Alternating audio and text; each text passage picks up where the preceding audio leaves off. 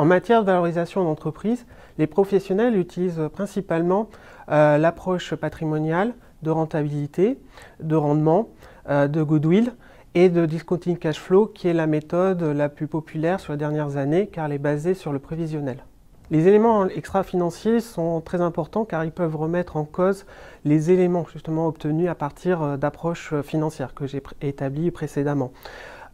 Quand on parle d'extra-financier, on parle de tout ce qui est gouvernance d'entreprise,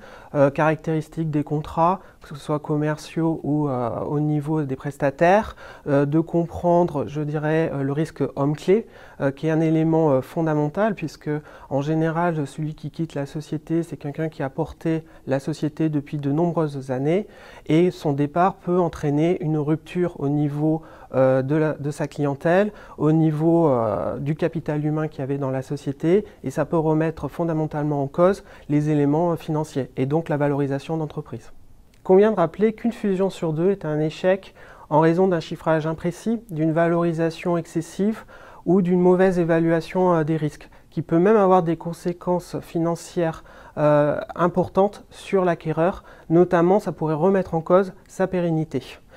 Par expérience, je dirais qu'il faudrait qu'il initie une étude sérieuse basée sur des aspects financiers et extra-financiers qui vont lui permettre d'établir une vraie conclusion pertinente, de se forger une idée et ainsi d'éviter tout problème futur au niveau de la fusion.